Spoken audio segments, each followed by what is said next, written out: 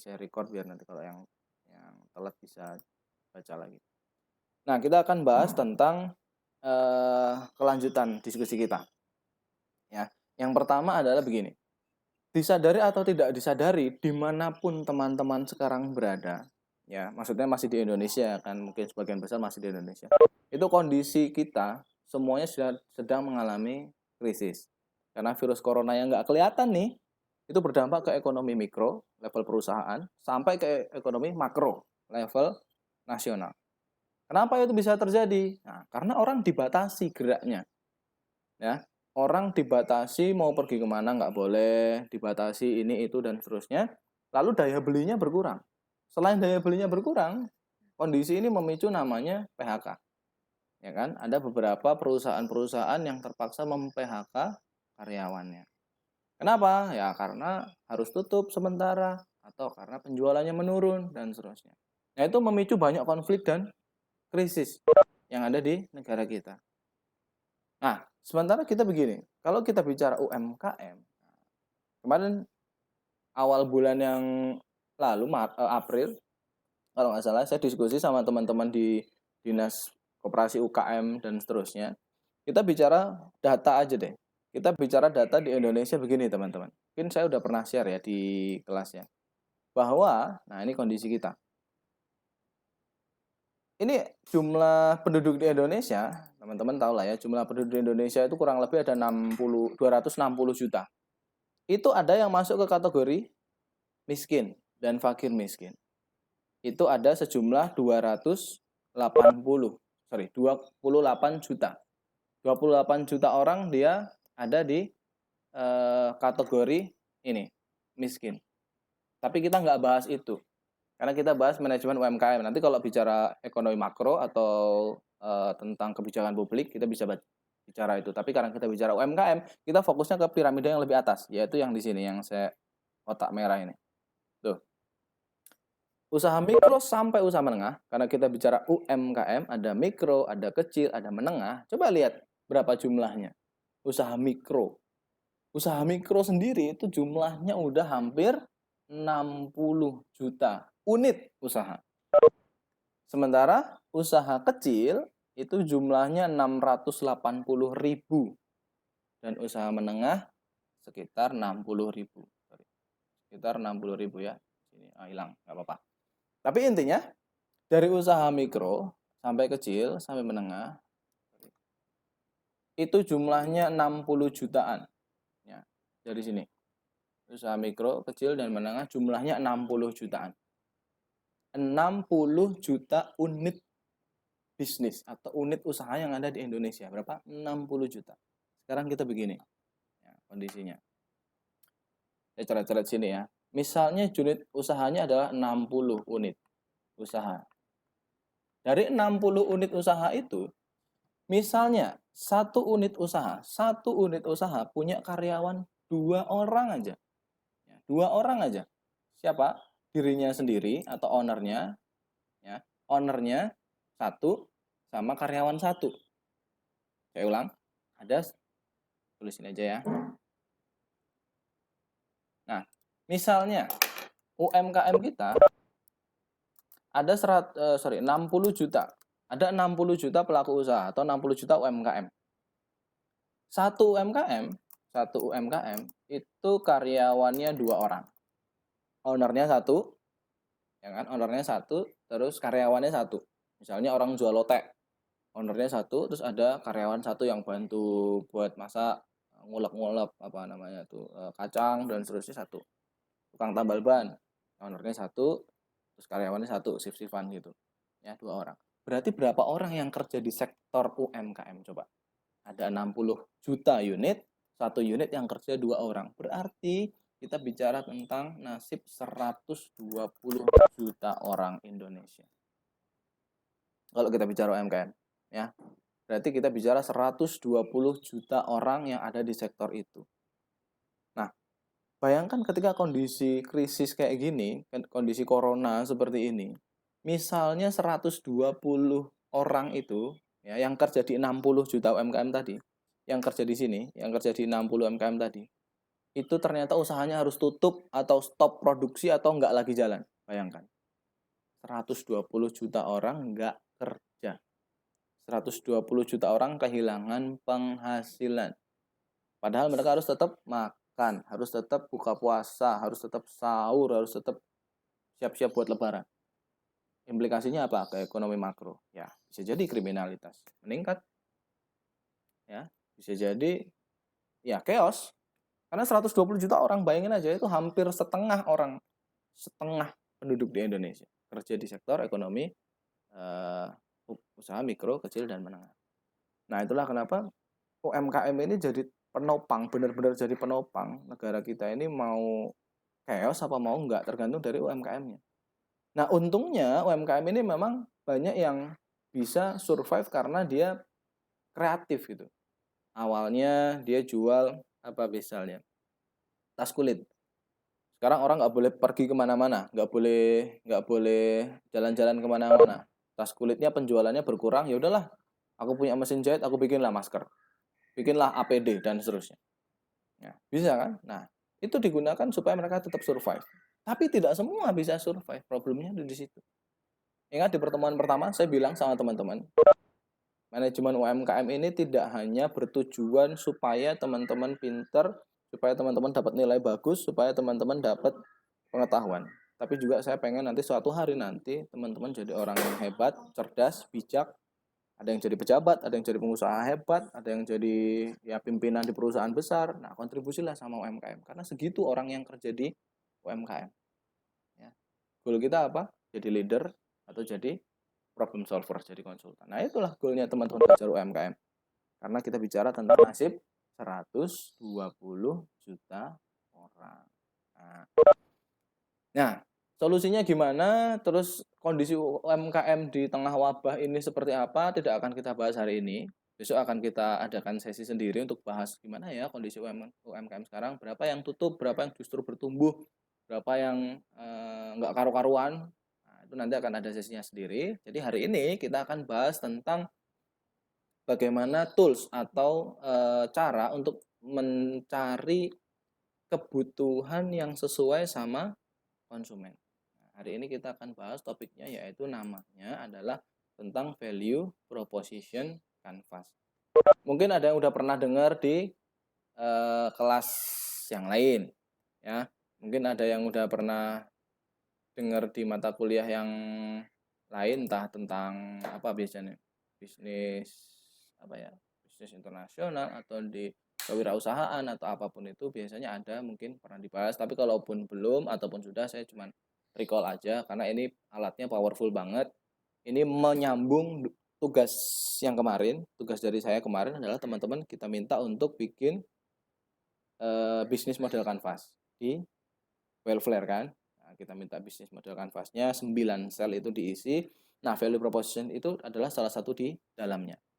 Nah, jadi begini, ini menarik banget dan bisa nanti digunakan teman-teman ketika mengalami kesulitan dalam mengelola bisnis atau ditanya sama orang, Mbak, produkku kok nggak laku ya? Mas, produkku kok nggak laku ya? Produk dia kok laku? Nah, apa yang membuat laku dan tidak laku? Ini jawabannya. Oke? Nah, jadi value proposition ini fungsinya adalah untuk menjawab kebutuhan calon konsumen. Konsumen butuhnya apa? Kita jawab. Jawabannya pakai apa? Pakai value proposition ini. Pakai tools, pakai alat. Jadi kuliah saya kan lebih banyak pakai tools atau pakai alat analisis kan. Tujuannya apa? Supaya terjadilah market fit. Supaya pasar ya sama apa kebutuhan pasar sama yang kita tawarkan itu pas. Jangan sampai pasar mintanya asin, kita sediainnya manis. Nggak ada yang beli. Nah, itu sesederhana itu aja. Jangan sampai market itu butuhnya APD, kita jualannya malah baju hip hop, rap, yang bahannya ya nggak ada hubungannya sama perlindungan diri lah. Nah, kayak gitu yang membuat kita jadi produknya nggak laku. Supaya produknya laku ya kita harus market fit. Yang ketiga, supaya terjadi namanya meminimalisir kegagalan produk. Meminimalisir kegagalan produk supaya produknya itu tidak numpuk di stok dan seterusnya. Nah, sebelumnya kita review dulu. Teman-teman pasti udah kenal namanya 4P atau marketing mix. Marketing mix itu ada produk, price, place, promotion. Mungkin sekarang kenalnya 7P. Ada people, ada apa lagi? Hah? Ya, physical evidence, ada proses, ya macam-macam lah, banyak lah. 4P sekarang pokoknya semua bisa dibikin P. Tapi pada dasarnya dulu 4P ini ada 4 pilar aja, produk, price, place, promotion. Nah, sekarang usaha-usaha yang mau survive dan yang bisa survive itu adalah mereka yang bisa merevolusi. Yang dulu jualannya produk, ya, dulu orang zaman dulu itu jualnya produk. Sekarang kita nggak bisa jual produk. Bisa sih, mungkin nggak bertahan lama. Yang harus kita jual zaman sekarang apa? Kita berubah namanya adalah solusi. Dulu namanya jual produk, sekarang jual solusi. Kalau orang masih maksain jualan produk, bisa jadi marketnya nggak mau. Contoh, misalnya, saya pinter bikin batik.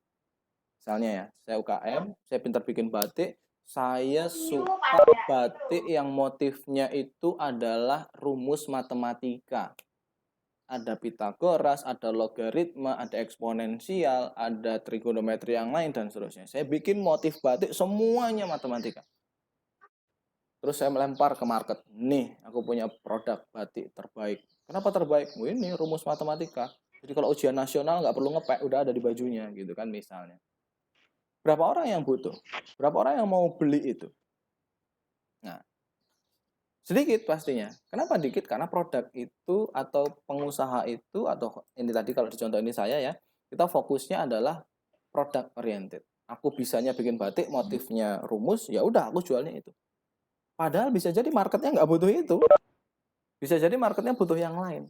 Nah, makanya sekarang pelaku-pelaku usaha, terutama di sektor ekonomi UMKM ini, dia harus orientasinya adalah memberikan solusi.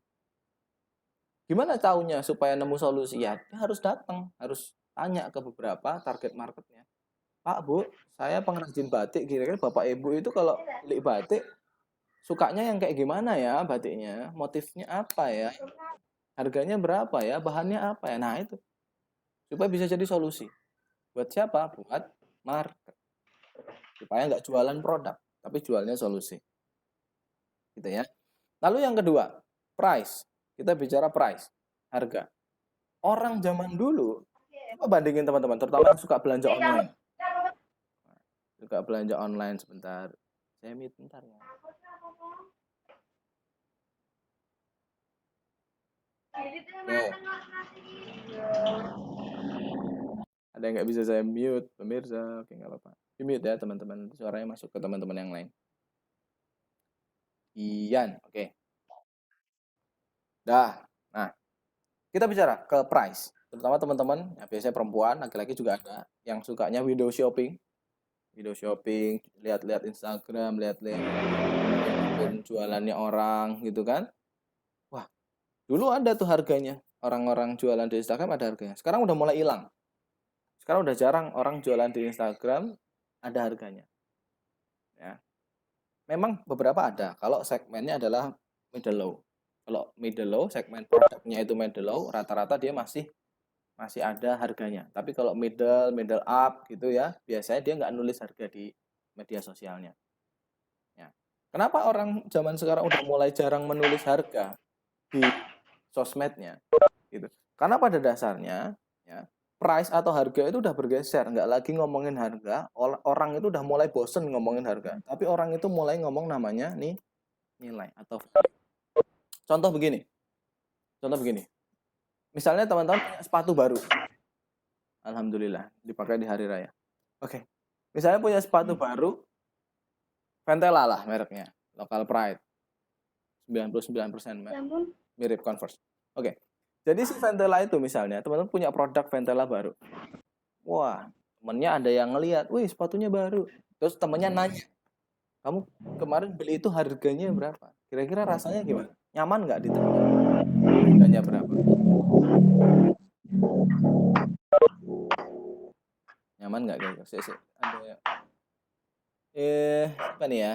Yang belum di mute ini, saya soalnya nggak bisa nge-mute. Mayang, Deka, tolong di mute. Aprilia, Nurda, tolong di mute ya. soalnya ada RX King lewat perenge gitu kan, nanti jadi ikut kita. Oke.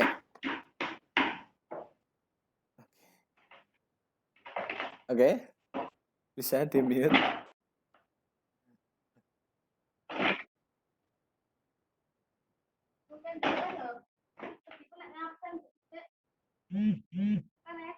Ya, tolong di mute dulu dong. Jaringannya jelek Pak dia. Kenapa? Sinyalnya. Jaringannya jelek Pak. Oh, oke. Nyambi Pak. Oke, nyambi. Nggak apa-apa nyambi motongi wortel juga nggak apa-apa suaranya. Nanti dikirim ke sini ya, shopnya kalau udah jadi. Oke. Ya, oke. Ambil ada teriakan nggak apa-apa. Kembali ke harga. Kita udah mulai risih ketika ada orang yang nanya sesuatu harga sama kita. Sepatu baru berapa harganya? Kok HP-mu baru, harganya berapa? Orang udah mulai bosan kan, udah mulai risih gitu kalau kita ngomongin harga. Oleh karena itu sekarang rata-rata yang ditawarkan itu bukan harganya tapi value-nya. Kalau aku pakai produk itu, aku jadi apa? Jadi lebih apa? Jadi merasa apa? Nah, itu yang sekarang mulai banyak ditawarkan. Contoh kembali ke Ventela tadi. Apa yang ditawarkan? Value apa yang ditawarkan oleh Ventela? Satu, Ventela itu memberikan nilai bahwa kalau kamu pakai produk sepatu Ventela, kamu akan merasakan sekeren kalau kamu pakai sepatu Converse, meski cuma beda logo. Kan katanya gitu kan, produknya pabriknya Ventela itu dulunya produksi Converse, tapi udah habis kontraknya, pabriknya masih jalan, dia bikin sendiri dengan label brand Ventela. Itu diberikan value sama dia. Cukup dengan 200 ribuan, 300 ribuan kamu bisa pakai sepatu yang senyaman Converse tapi lebih murah. Itu value dia. Nyamannya tinggi, harganya murah. Nah, itu value yang dia tawarkan. Nah, jadi sekarang orang udah nggak lagi menilai satu produk itu dari harganya berapa. Ambil contoh begini. Kalau misalkan teman-teman di Jogja pernah makan makanan yang geprek-geprekan gitu, kadang bisa kita hitung. Ini ayamnya satu potong harganya 3.000 misalnya, bumbunya sekian, nasinya sekian, total kalau bikin harganya 8.000. Kok dia jual 15.000? Nah, dia harga produksinya 8.000, dia menjualnya 15.000, dia untung 7.000. Nah, kalau kita berpikirnya lewat harga, kita jadi tahu, oh, dia si penjual untung 7.000. Tapi kalau kita menawarkannya value atau nilai apa yang dikandung di dalam produk itu, buyer atau konsumen nggak lagi berpikir seperti itu. Contoh, misalkan saya mau bikin catering sehat buat yang diet. Diet itu nggak harus yang gemuk jadi kurus. Ya, yang kurus jadi gemuk juga diet. Yang kurus tetap kurus, diet. Yang gemuk tetap gemuk juga diet. Karena pada dasarnya diet itu adalah pola makan. Ya, misalkan saya mau bikin perusahaan makanan sehat, ya, healthy food gitu kan, makanan sehat. Yang saya tawarkan adalah custom catering, sarapan, makan siang, makan malam, kita catering. Si A dan si B akan berbeda menunya karena memang beda orang, beda kebutuhan, beda porsinya. Nah, dengan begitu orang mulai nggak melihat bahwa oh ini aku kan kurus, pengen gendut, berarti aku makannya banyak. Kalau banyak segini berarti satu porsi harganya harusnya 20.000, kok dia jualnya 30.000 ya? Enggak, kita nggak lihat begitu lagi. Karena orang itu atau pengusaha healthy food tadi memberikan nilai tambah, value-nya satu sama lain. Sekaligus dia memberikan solusi buat yang mau diet. Nah, selanjutnya kita bicara tentang place. Dulu orang mau jualan, ya, orang mau buka usaha, entah kecil, mikro, dan seterusnya, itu yang pertama dipikirkan adalah di mana. Mau buka pecel lele, di trotoar mana ya aku bisa buka, dan seterusnya. Nah, itu place. Padahal kalau kita berpikir kreatif, ini bisa direvolusi. Place ini kita ubah menjadi yang namanya akses. Sekarang udah nggak zamannya lagi mau buka usaha, tunggu tempat perfect dulu. Bisa kita mulai dari rumah, misalkan jualan makanan, lalu orang belinya lewat apa? Lewat ojek online, lewat delivery order, bisa kan? Lewat reseller, dan seterusnya. Yang penting produk itu tuh bisa diakses oleh calon customer. Syukur-syukur bisa jadi customer syukur-syukur bisa jadi pelanggan. Nah, yang penting produk kita bisa diakses. Punya tempat bagus, tapi terpencil percuma. Mending punya tempat terpencil, tapi bisa diakses. Gitu ya. Jadi, akses ini penting. Bisa diakses di internet, bisa diakses lewat telepon, dan seterusnya. Itu akses yang paling penting kalau kita bicara UMKM. Lalu yang terakhir, dulu orang ngomongin promotion itu kaitannya sama iklan. Brosur, promo lewat koran, ya, lewat word of mouth dan seterusnya. Itu promotion. Sekarang promotion udah nggak lagi kayak gitu. Ya, sekarang promotion itu kaitannya sama yang namanya informasi. Dulu orang ngasih promo, nih Bu, restoran healthy food saya kasih brosur dan seterusnya. Ini Bu, brosur restoran healthy food saya, tolong dibeli ya, langganan boleh, silakan tinggal telepon saya dan seterusnya. Itu promosi. Tapi sekarang orang mulai information. Cara jualannya beda. Sekarang misalnya saya tadi jualan healthy food, saya akan buka akun Instagram yang isinya adalah pola diet. Pola diet yang cocok untuk mahasiswa tingkat akhir. Wah, Anda mahasiswa tingkat akhir, pengeluaran Anda terbatas, uang saku terbatas, ini diet makan yang sehat buat mahasiswa dan seterusnya. Nah, informasi itu yang dijual pertamanya. Supaya apa? Orang nyaman dulu. Ketika orang nyaman sama kita, mendapatkan informasi yang dia butuhkan, lalu orang itu menjadi butuh produknya. Gitu. Ya, jadi sekarang udah mulai bergeser. 4P ini memang sangat terkenal ya, marketing mix ini, tapi sekarang kita bisa geser, nggak lagi jualan produk, tapi fokusnya adalah solusi. Kita tawarnya solusi, dan solusi. Nilai, nah, yang kita tawarkan nilai, nggak lagi harga. Lalu place itu udah nomor sekian sekarang, ganti akses. Oh ya, kalau ada yang asli Jogja, mungkin teman-teman besok kapan-kapan lah kalau udah atau pas lewat lah, coba lewat alun-alun yang selatan. Alun-alun selatan biasa rame tuh, ada odong-odongnya, ada orang jualan-jualan di situ. Sekarang coba kalau teman-teman ada yang lewat sana, kosong, sepi, nggak ada yang jual. Pertanyaannya adalah, ketika ada 100 orang yang awalnya jualan di sana, 100 orang jualan di sana, terus sekarang mereka nggak boleh jualan di alun-alun, apakah mereka berhenti jualan? Kalau mereka berhenti jualan, mereka nggak bisa dapat pendapatan. Mereka nggak dapat pendapatan, mereka nggak bisa makan. Mau nggak mau, mereka malah harus berubah ke akses yang baru. Nggak jualan di alun-alun nggak apa-apa deh. Yang penting bisa diakses GoFood. Tapi kan jualannya di rumah, nggak apa-apa. Yang penting daftarin aja dulu GoFood. Bisa di-order lewat ojek online. GoFood, GrabFood, mungkin ada MaxiFood, dan seterusnya. Ya, itulah sekarang mulai ada perubahan-perubahan yang harus kita adopsi. Ya, promotion mulai berarah berpindah ke information. Ini juga kita lakukan. Saya juga melakukan itu di sini. Ini saya di kantor. Nah, di Bimbel YEC ini juga mengamalkan itu. Apakah YEC jualan produk? Enggak, kita jual solusi. Solusi buat siapa? Mereka yang mau meraih impiannya. Apapun. Anak SMA mau kuliah di kampus keren, belajar ke YEC.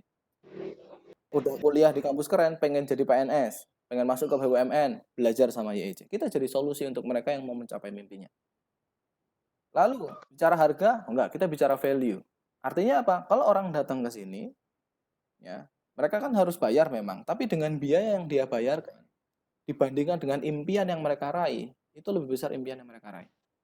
Bayar misalnya 3 juta, tapi kamu bisa jadi PNS. PNS itu 30 sampai 35 tahun loh kerjanya misalnya. Masa kerjanya, belum lagi dapat pensiun dan seterusnya. Ya pasti balik modal lah, biaya buat bimbingan dan seterusnya. Itu nilai-nilainya. Selain itu banyak nilai-nilai yang lain. Terus place. Nah, kita ubah jadi akses. Kita ngomongin industri pendidikan non formal kayak Bimbel YEC gini, kita nggak bisa banyak buka di pinggir jalan gitu. Nggak bisa semudah buka es kepal Milo gitu. Kita harus mudah diakses. Lewat apa? Nah, lewat internet. Kita adain promo-promo atau akses-akses lewat Instagram, mengedukasi mereka termasuk ke information ini. Nah, information ini kita juga berikan. Dalam bentuk apa? Nah, kita kasih konsepnya namanya freemium. Mungkin saya udah pernah bicara ya. Namanya adalah konsepnya ini freemium. Free, kalau mau lebih lengkap, premium, bayar. Contohnya gimana? Nah, kita bikin tryout online. Yuk yang mau daftar, yang anak SMA mau masuk sekolah dinas, mau masuk STAN, tryout dulu nih, uji coba dulu. Kamu udah siap belum? Tryout gratis ke YIC. Mereka yang udah lulus akan senang. Wah, aku udah lulus nih, berarti aku udah siap. Yang belum lulus gimana? Yang belum lulus merasa bahwa aku butuh belajar, butuh les. Di mana ya lesnya? Ya di YIC. Nah, itu konsep freemium. Sama lah kayak Spotify gitu kan. Kalau mau gratis, mau free, dengerin iklan. YouTube juga gitu. Kalau mau free ya dengerin iklan. Kalau mau nggak ngeliat iklan ya kamu bayar. Nah, itu artinya kita memberikan informasi dulu, terus minta dia bayar untuk paket yang lebih premium. Makanya konsepnya namanya freemium. Nah, kembali ke value proposition ini. Value itu nilai, proposisi itu artinya ya penempatan, komposisian nilai begitu. Nah, lalu kita akan bahas detailnya di sini. Nah, ini namanya adalah value proposition canvas. Value proposition canvas ini harapan saya kita pelajari di sini supaya teman-teman bisa memahami dan bisa memotret ketika nanti kondisi di lapangan. Misalnya nanti setelah teman-teman lulus kuliah, lulus S1, habis wisuda gitu, mungkin semester depan, mungkin ada yang tahun depan, terus ada yang buka usaha sendiri atau kerja di sektor usaha mikro, kecil, dan menengah, teman-teman bisa analisis. Produk kalian, usaha kalian itu sesuai nggak sama yang dibutuhkan pasar. Cara analisisnya begini, jadi ini penting nih buat teman-teman ya. Yang pertama, yang sebelah kanan ini, ya, yang sebelah kanan ini kita fokusnya ngomongin tentang konsumen. Jadi sini kita ngomongin konsumen atau pembeli, buyer. Dan yang sebelah kiri kita ngomongin tentang siapa? Kita, perusahaannya ya. Jadi saya ulang. Sini konsumen, yang sini kita bisnisnya. Yang sebelah kiri bisnisnya, yang sebelah kanan adalah konsumen. Apakah usaha kita atau produk kita itu sesuai dengan yang dibutuhkan pasar, sesuai yang dibutuhkan konsumen atau enggak? Dianalisis pakai ini dulu. Oke ya. Saya ambil contoh. Ya, saya berikan contoh.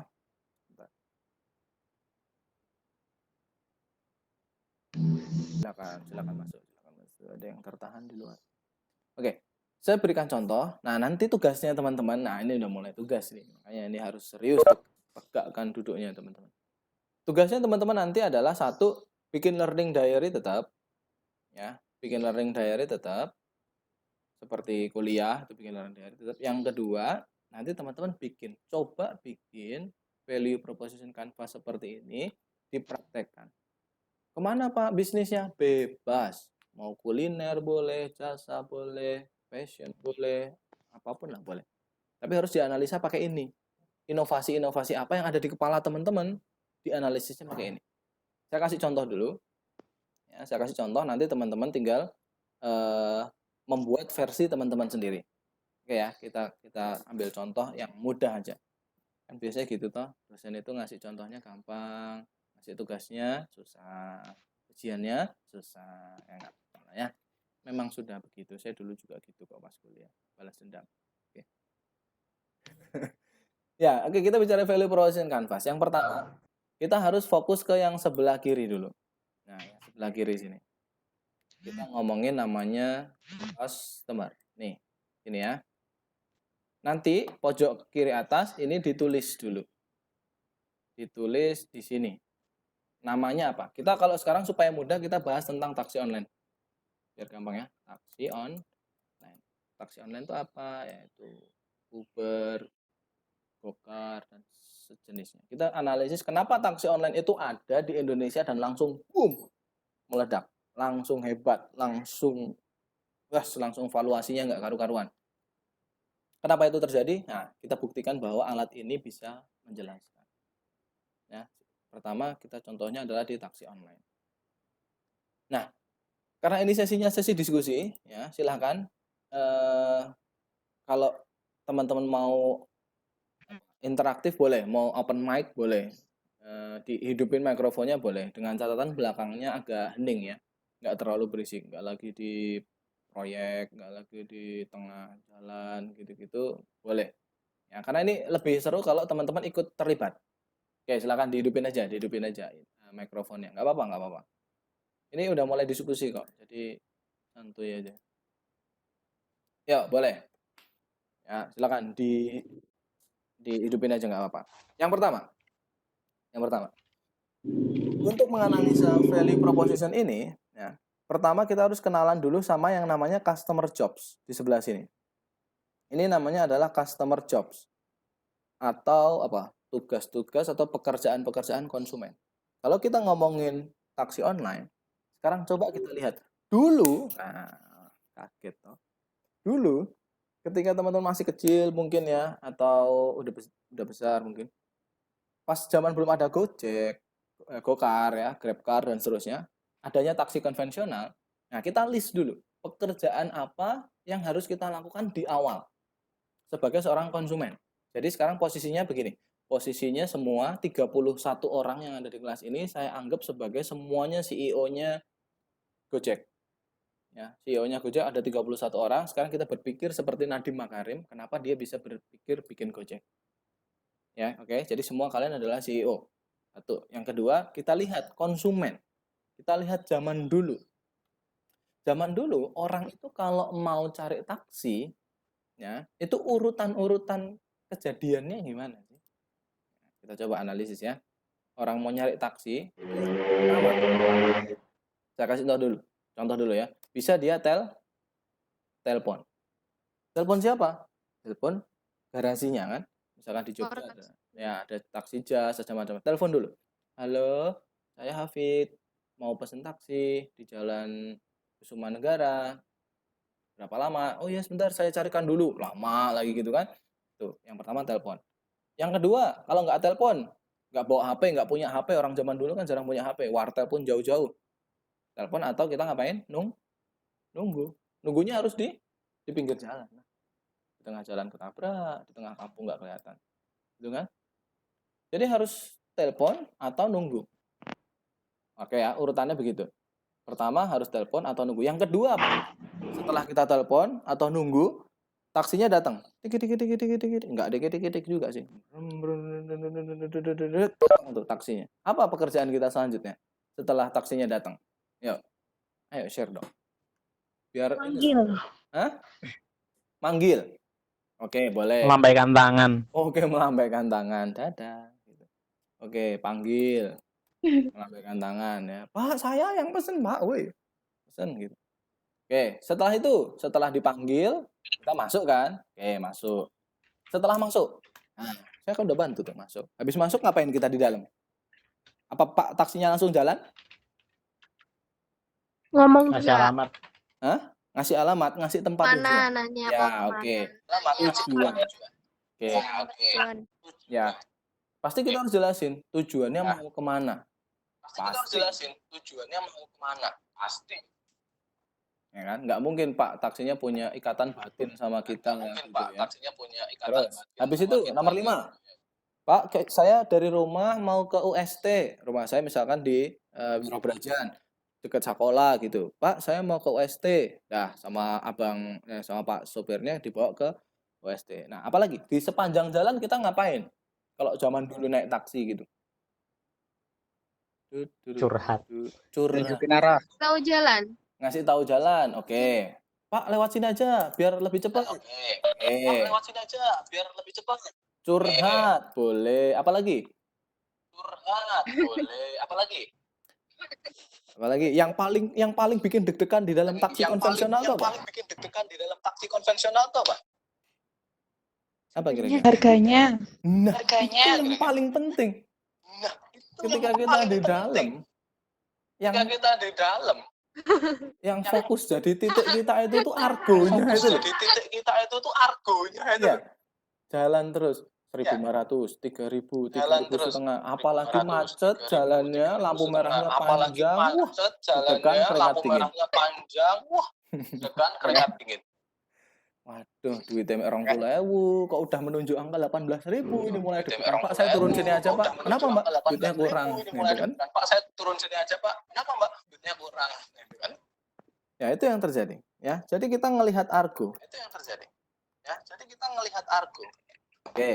Habis lihat argo kita singkat cerita kita Habis sampai lihat lah. argo kita singkat cerita Sampai kita ke sampai lah. tujuan.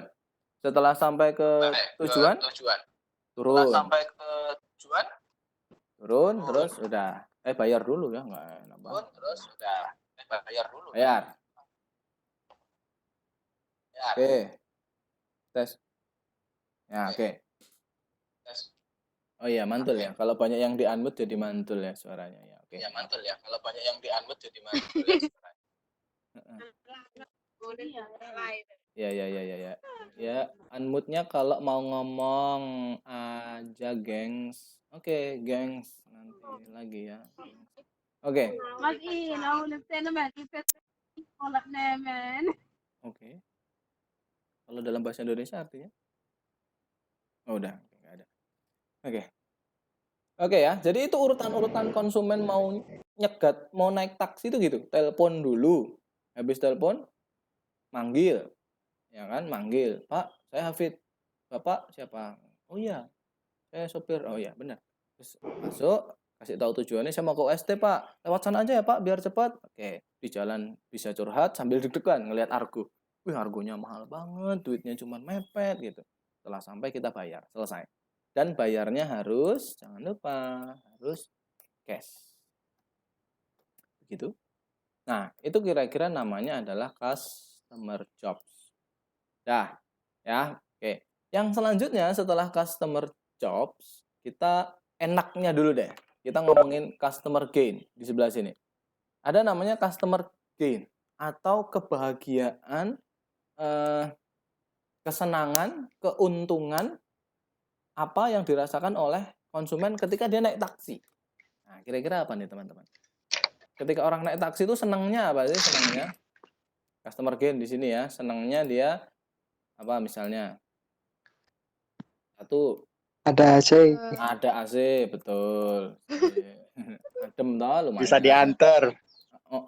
Betul. Nggak kehujanan, Ya, nggak satu. kepanasan. AC, nggak kehujanan, panas. Oke. Nah, tapi naik motor juga gitu loh.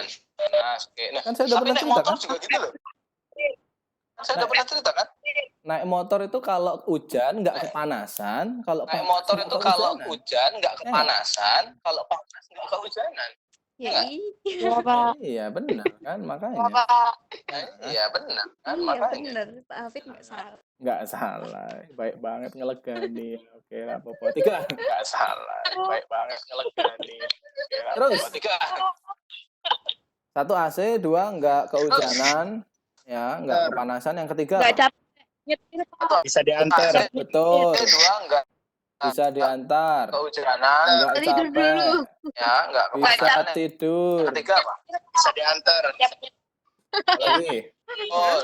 Bisa tidur kan di diantar. dalam. Nggak capek. Bisa tidur. Bisa ngerjain tugas. Yakin sambil goyang-goyang gitu. Oke lah, boleh lah. Oke, Tidur kan bisa di kerja dalam. tugas, boleh. Apalagi? Bisa makan.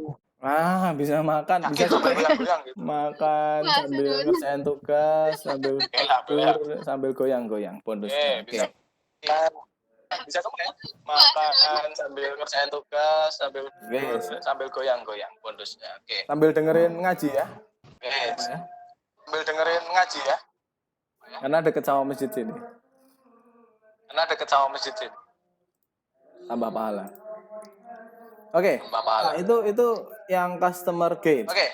Keuntungan apa yang customer gain. dirasakan oleh Keuntungan konsumen. apa yang dirasakan oleh konsumen. Nah, sekarang kalau kan customer pains kira-kira apa? Nah, Enaknya sekarang apa? kalau kan Naik taksi customer pains kira-kira apa? nggak enaknya apa? apa? Naik taksi. 1, nggak enaknya. Coba enggak enaknya apa? Mahal Pak. Harganya mahal. Oke, mahal. Enaknya. Terus Mahal, Pak. Mahal. Oke. udah mahal. Nggak langsung dapat. Bisa nyelip-nyelip. Terus langsung mahal. L-nya udah 5. Lagi. Tunggu. Nunggunya nggak pasti. Nggak enak kan? Nunggunya nggak pasti. Nggak enak kan nunggu nggak pasti? Nggak enak kan? Nggak enak. Pasto lagi pasti. Enak kan nunggu nggak pasti. Nggak enak. Nggak enak. Terus apa lagi? Pasto lagi Mahal, pasti. nunggunya nggak pasti. Kalau naik taksi nggak bisa nyalip-nyalip, Pak. Terus apa lagi? Ya, Mahal, nunggunya nggak pasti. lincah. Oke, Ya, terus nggak lincah. Oke, terus apa lagi?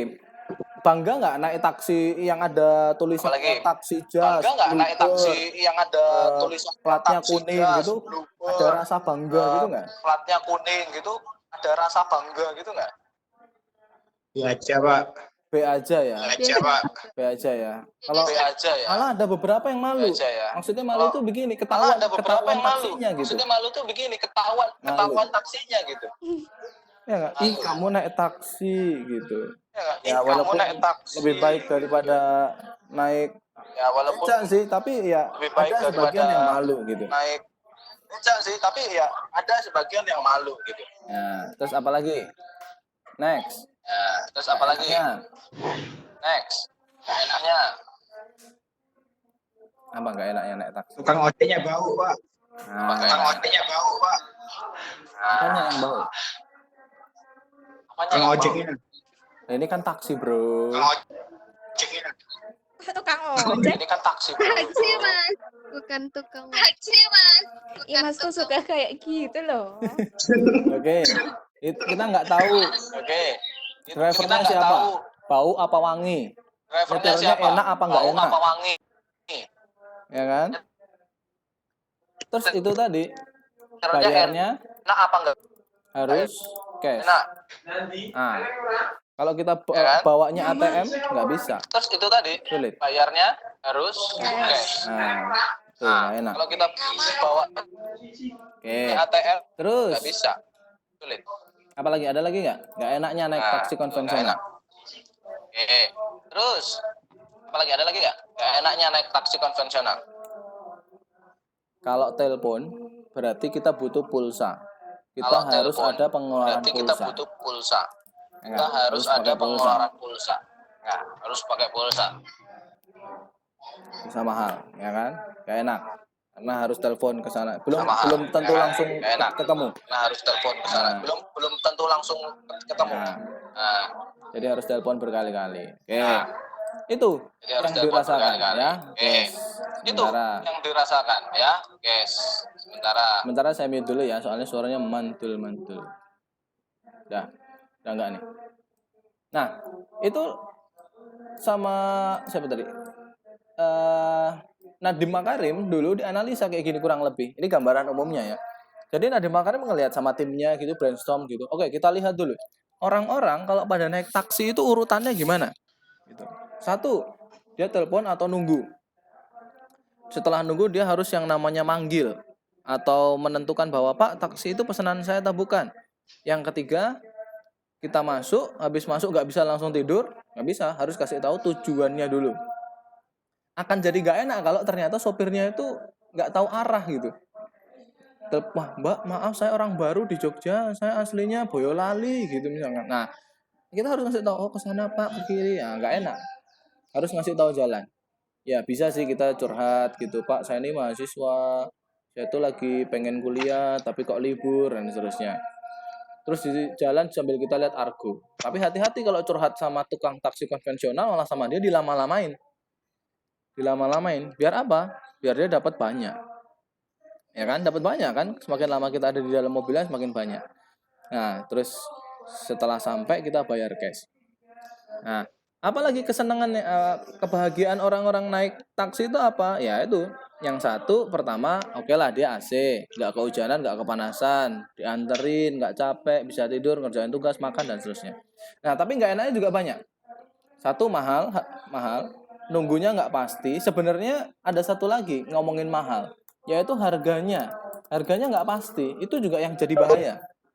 Karena dulu saya pernah punya eyang saya pergi haji, naik haji waktu itu. Dia naik taksi gitu, waktu di Madinah, dia naik taksi dari satu tempat ke tempat yang lain. Harusnya tempatnya itu deket. Tapi sama supir taksinya itu diputer-puterin gitu kan, sampai baru datang. dia habis hampir 2 juta naik taksi, 1 kali naik taksi habis 2 juta. Bayangin, nah itulah kondisi kalau kita naik taksi konvensional. Kita nggak ngerti arahnya tuh diputer-puterin apa enggak, harganya gimana dan seterusnya. Nah, terus gimana? Nah, si Nadiem Makarim melihat bahwa ini bisa jadi satu peluang untuk kita membuat platform untuk menentukan semua yang tidak enak ini jadi ada penawarnya. Nah, setelah kita tahu, dari pihak konsumen yang kita tahu, ada jobnya, gains-nya, ada pains-nya, kita mulai dari yang kanan bawah. Namanya adalah pain reliever atau yang disebut dengan penawar. Penawar. 1, nggak enaknya naik taksi itu kan mahal. Berarti kita harus bikin taksi yang harganya terjangkau. Caranya gimana? Supaya kita bisa punya taksi yang harganya terjangkau, berarti mobil taksi itu jangan punya perusahaan. Jangan punya perusahaan. Karena kalau itu punya perusahaan, ya, ini akan jadi beban, jadi cost atau jadi biaya. Ya, mobilnya ini jadi punyanya drivernya aja. Nah, gitu kan? Oke, biayanya harus terjangkau. Yang kedua, nunggunya nggak pasti. Nah, nunggunya nggak pasti berarti harus ada kepastian. Berapa menit lagi drivernya datang? Udah sampai mana dia? Ya, kepastian. Info harus ada supaya konsumen merasa diuntungkan. Harus ada kepastian informasi driver. Yang ketiga, nggak lincah. Wah, kalau nggak lincah ini emang sulit ya, karena namanya juga mobil ya. Oke. Nah, yang keempat deh, yang ketiga nggak ada solusi. Yang keempat, orang malu naik mobil platnya kok kuning, ada tulisannya taksi. Orang malu tahu gitu. Ya udah, berarti kita bikin aja mobilnya mobil pribadi. Nggak pakai plat kuning, nggak ada tulisannya taksi, apalagi fake taksi gitu kan. Orang bisa naik ke mobil itu dengan seolah-olah, woi mobil gue men, baru tiap hari ganti-ganti, sopirnya juga ganti-ganti. Wah. Jadi kebanggaan aja dipikirin gitu sama Gojek. Oke, kita harus mobilnya pun harus sepribadi mungkin. Jangan sampai orang tahu dia lagi naik taksi. Nah, itu yang terjadi. Yang kelima, nggak tahu drivernya siapa. Ya berarti harus ada informasi detail tentang ratingnya. Rating drivernya itu berapa? Siapa sih driver kita itu? Bintang berapa dia? Udah berapa trip dia lakukan dalam waktu 1 minggu dan seterusnya. Info rating driver harus ada. Oke. Terus yang keenam, bayarnya harus cash. Oke, berarti kita sediakan mode pembayaran baru, cashless. Wallet, cashless. Bayarnya boleh pakai yang lain. Nah, makanya adalah GoPay, ada OVO dan seterusnya. Itu karena dia melihat orang tuh nggak enak loh, harus ngeluarin dompet gini. Kalau dompetnya ketinggalan gimana? Bawanya cuma handphone, dompet nggak bawa, gimana dong? Nah, terus yang ketujuh, pulsanya mahal, ya, pulsanya mahal. Solusinya adalah bookingnya lewat online. Harganya nggak pasti, nah berarti di awal udah ada harga awal. Harga awalnya berapa? Ya kan, Gojek ngasih itu semua, Grab ngasih itu semua, Uber ngasih itu semua. Dari sini saya mau ke kampus, dari kantor sini saya mau ke kampus UST, saya langsung tahu, oh kalau naik Gokar 27.000 misalkan, kalau naik Grab 25.000. Ah, biasanya pilih yang murah kan, gitu aja kan. Mobilnya sama, lamanya juga sama dan seterusnya. Nah, kita lebih tahu awal gitu. Nah, itulah namanya adalah pain reliever atau penawar kepahitan atau keenggak-enakan lah yang dialami oleh customer. Nah, gain creator ini adalah apa yang membuat orang jadi lebih bahagia. Nah, kita lihat dulu. Orang tadi kalau naik taksi konvensional suka ada AC, suka nggak kepanasan, suka dianterin, suka karena nggak capek, suka karena bisa tidur dan seterusnya. Ya udah, kalau mereka udah suka kayak gini, ya tinggal kita duplikasi aja. Fitur-fitur ini, kalau mana ya? Segini lah. Fitur ini jangan sampai dikurangi. Karena kalau dikurangi, nah nanti jadi nggak senang customernya. Ini ya, sementara gini. Ya, harus tetap ada AC-nya. Jangan sampai karena mobilnya murah, AC-nya dimatiin aja. Jendelanya aja dibuka semuanya. Nah, jangan sampai karena ketahuan drivernya siapa, info drivernya siapa, terus nggak perlu ngobrol apa-apa ya tetap perlu ngobrol apa-apa, boleh tidur dan terusnya. Makanya sebenarnya kalau teman-teman amati driver-driver Gokar, Grab itu sebenarnya udah ada panduannya. Mereka nggak boleh kebanyakan ngajak ngobrol, nggak boleh nanya-nanya privacy dan seterusnya. Udah ada SOP-nya mereka supaya pelanggannya nyaman. Gitu ya. Nah, baru terakhir si Nadiem Makarim ngomong sama tim. Kita kan udah tahu nih konsumen nggak enaknya apa, nggak enaknya apa, jobnya apa, lalu kita menjawab ketidakenakan mereka ini pakai apa, terus produk yang mau kita tawarkan apa. Ingat, kita harus punya namanya solusi. Kita harus mengubah produk taksi konvensional tadi menjadi fokus ke solusi. Nah, terus solusi kita apa? Ya udah, berarti solusi kita justru kita nggak akan menjadi perusahaan taksi, tapi kita menjadi perusahaan teknologi. Teknologi yang berfokus pada transportasi. Pelayanannya apa? Berupa taksi dan ojek. Semuanya harus online. Jadilah Grab, Gokar, Uber, dan seterusnya. Jadi cara berpikir mereka begitu, teman-teman. Mereka lihat orang ini kok naik taksi sedih banget sih, banyak mahal harganya, lama nunggunya dan seterusnya. Udahlah kita bikin yang lebih cepat. Nah mereka berpikirnya pakai ini teman-teman.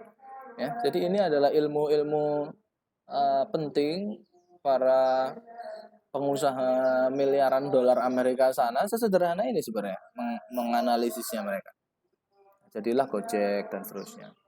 Nah, tadi kelas yang 6 6A apa tadi ya? 6A6 ya. Itu tadi ada yang nanya, "Pak, kalau gitu produk-produk atau fitur tambahan kayak Go Clean, terus apa lagi? Go Massage, Go Food itu apakah produk and service juga?" Karena ini kita ngomong produk and service. Iya, betul, itu produk and service juga, tapi bukan yang berasal dari value proposition Canvas yang ini. Value proposition Canvas ini kita hanya ngomongin online-nya aja, taksinya aja.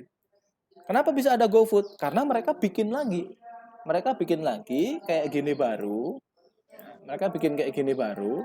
Terus mereka menganalisa bahwa orang mau beli makanan itu susah. Harus datang ke tempatnya, harus ngantri, capek, harus bayar cash dan seterusnya.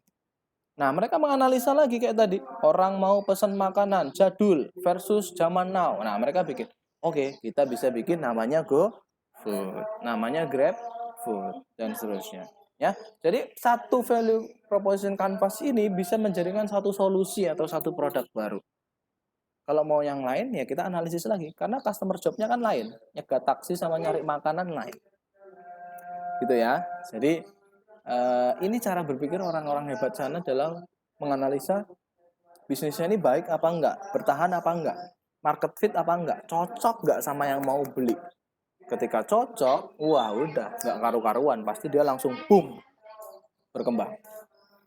Oke, dari saya begitu. Ada pertanyaan boleh silakan. Yang tanya silakan mikrofonnya diaktifkan boleh atau di chat juga boleh, silakan. Intinya hari ini kita cuma mau bahas itu aja. Saya cuma janjinya sejam aja toh. Ini udah mau 1 jam. Boleh, silakan. Kalau mau tanya, silakan. Boleh angkat mikrofonnya, boleh tanya, boleh lewat chat, dan seterusnya. Boleh. Ya, boleh.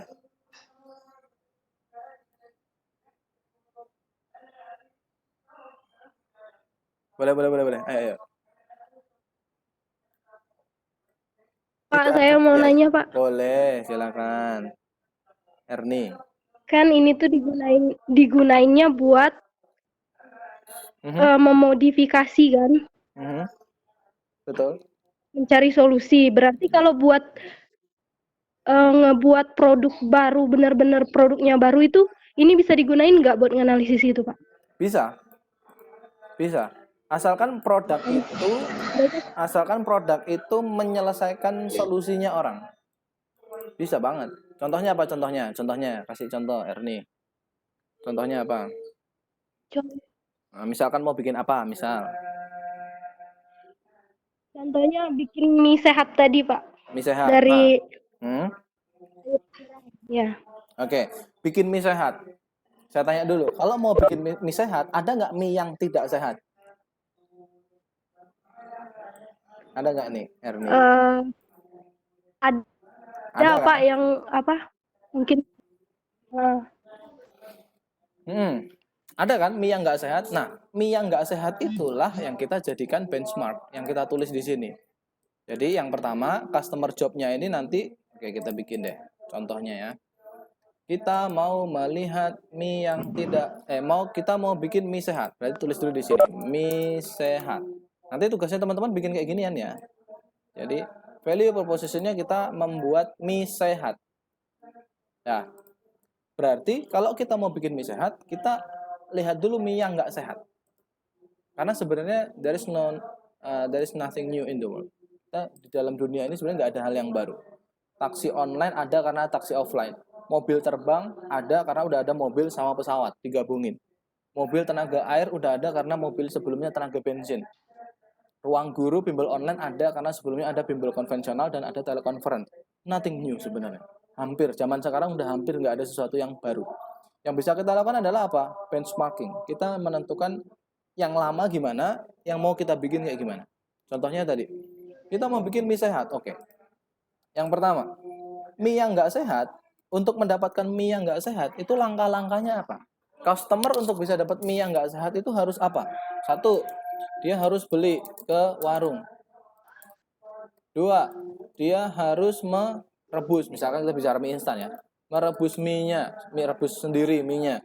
Yang ketiga, mengaduknya sendiri. Makan sendiri, cuci sendiri ya, oke. Makan. Habis makan, cuci piring misalkan. Nah, ini kan yang dia lakukan. Dah, nggak ada yang spesial di sini. Nah, biasanya mulai banyak yang menimbulkan idenya di sini. Sama kayak Gojek tadi. Gojek tadi nemu solusinya di mana? Karena ada customer pain. Karena dia melihat ada customer yang rasakan nggak enak gitu. Makanya jadilah inovasi. Nah, ngomongin mie sehat tadi juga gitu. Si pains ini kita harus bisa benar-benar detail lihat. Cara lihatnya gimana? Tanya sama market. Nggak enaknya makan mie instan apa? Satu, nggak enaknya makan mie sehat. Dia mengandung MSG. Jelas, dia ada MSG-nya. iya. Dua, apalagi nggak enaknya. Nggak enaknya dia. Dua, banyak penelitian yang menyatakan bahwa Indomie, mie instan apapun mereknya itu, dia baru bisa dicerna dalam waktu lebih dari 24 jam. Jadi makan mie instan sekarang, itu baru bisa dicerna besok sore. Itu banyak penelitiannya, karena seratnya tinggi banget dan padat. Jadi metabolisme kita untuk makan itu tuh lama. Nah, dicernanya lama. Kalau dicerna lama, konsekuensinya apa? Dia bisa terjadi pembusukan di lambung, bisa terjadi pembusukan di usus. Kalau terjadi pembusukan yang tidak normal, menghasilkan apa? Nah, menghasilkan peradangan usus dan seterusnya. Nah, itu customer pains. Ya, apalagi misalkan enaknya mie yang biasanya apa? Nah, misalnya dua ini aja misalnya. Misalnya dua ini aja. Kita langsung bisa menentukan apa penawarnya di sini. Berarti si mie sehat kita harus satu non MSG. Dua. Nah, dia harus mudah dicerna. Ya, dia harus benar-benar sehat, nggak cuman bumbunya aja yang sehat, tapi bahan mie-nya juga harus sehat. Ya, dia harus mudah dicerna. Syukur-syukur kalau makan mie itu, ya, dia membantu pencernaan. Wah, buang airnya jadi lancar misalnya.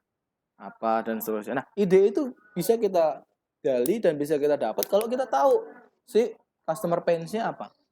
Kalau kita nggak ngerti customer pains-nya apa, kita nggak akan bisa menemukan inovasinya apa. Supaya tahu orang itu nggak enaknya di mana, kita harus tanya. Sama siapa? Sama para konsumen Indomie.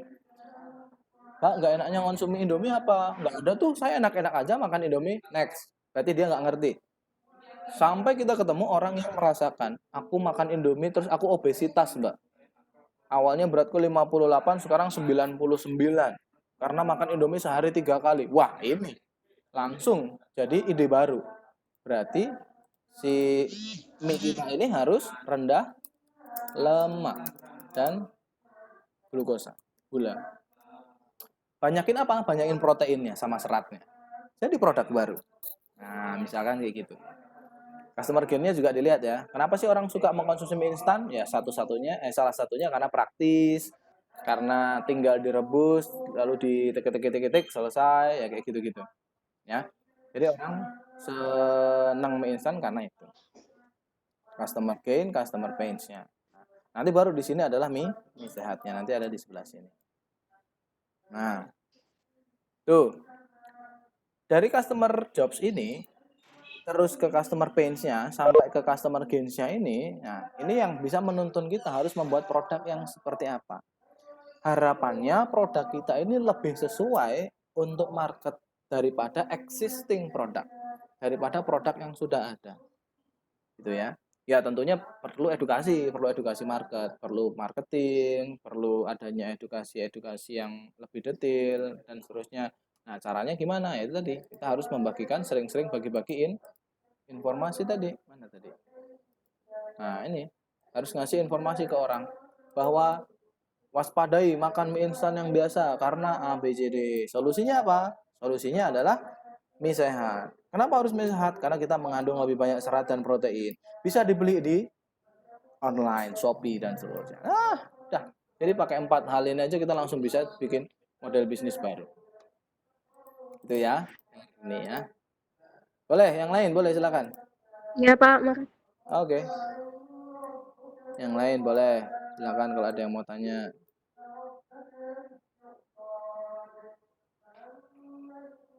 Ada, boleh silakan.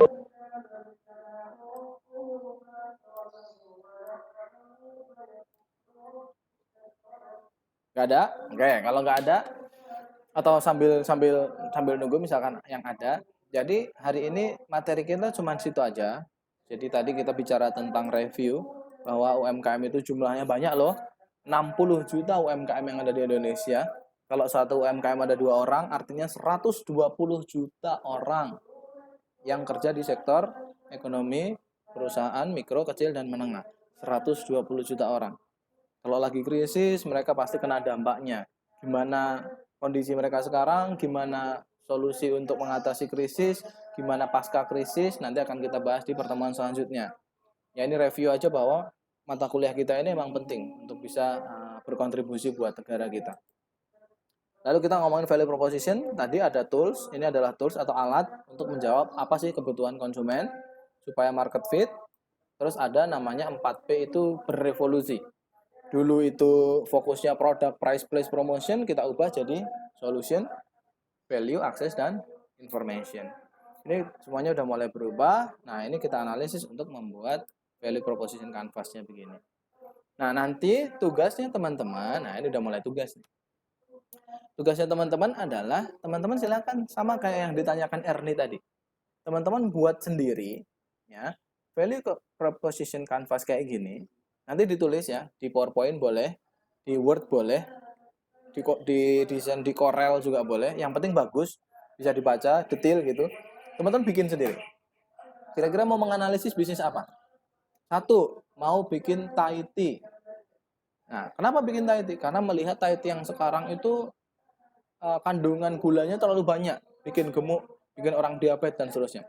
Mau bikin Thai tea berjejaring yang sekelas Fremilk gitu, mau nyaingi Fremilk, tapi yang gulanya rendah kalori. Biar tetap sehat, khasiat tehnya tetap jadi, dan orang itu nggak kapok beli di kita dan nggak terjadi kegemukan. Nah, bisa dianalisis kayak gini. Atau mau bikin fashion. Nah, fashion yang ramah lingkungan, yang dia pewarnanya pewarna alam. Nah, dianalisis orang sejauh ini kalau beli fashion di mana, nggak enaknya apa, bagusnya apa sih fashion zaman sekarang, lalu inovasi kita di mana. Itu kita bisa. Ya, jadi saya ulang, nanti tugasnya teman-teman adalah membuat value proposition canvas. Produknya, usahanya bebas, boleh kuliner, boleh fashion, boleh jasa, bebas, satu orang satu aja. Dibuat sebaik-baiknya, nanti bisa di PowerPoint, bisa di Word, bisa di Corel Draw, digambar macam-macam boleh. Yang penting informasinya lengkap. Ya, nanti kalau udah di email ke email saya, nanti deadline-nya tanggal 6 Mei. Ya, lumayan lah 5 hari, 6 Mei. Nanti saya review lagi di grup kelas. Nah, harapan saya tolong dipikirin benar-benar. Kalau mau lebih ini lagi, lebih keren lagi, teman-teman nanya sama marketnya. Kan di sini kan ngomongin market nih tadi. Di sebelah kiri tadi kita ngomongin market. Ngomongin market jangan cuma lewat pikiran kita sendiri. Kita tanya ke orang lain. Misal tadi, aku mau menginovasikan Thai tea, jadi Thai tea sehat. Nah, tanya ke 10 orang, atau sebenarnya kalau mau valid 30 orang sih. 30 orang. Mereka yang pernah makan atau minum Thai tea.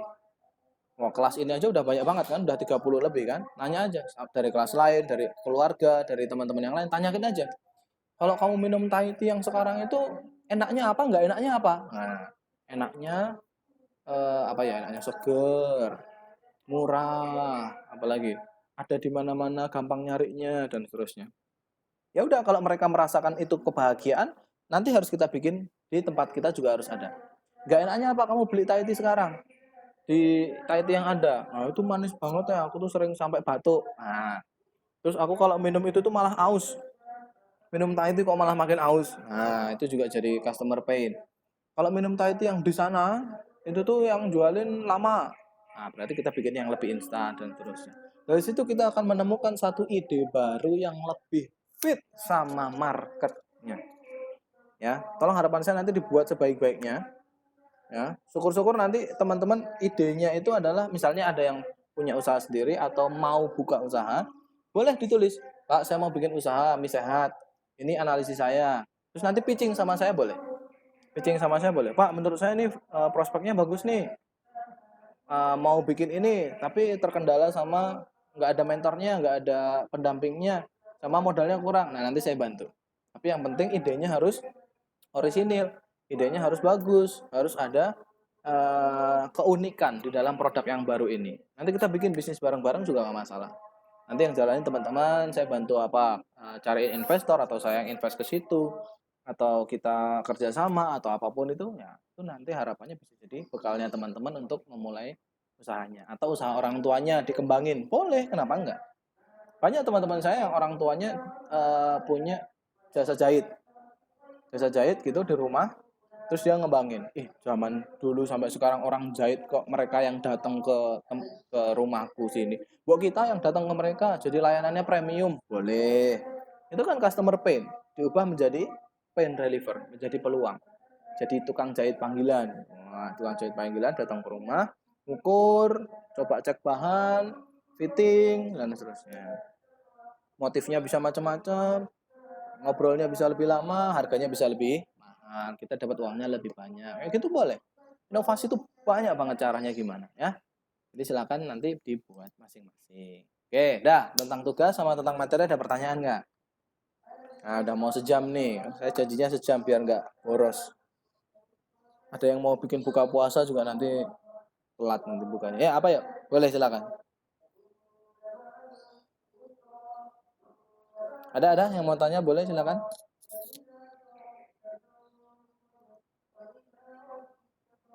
Boleh? Gak ada? Aman?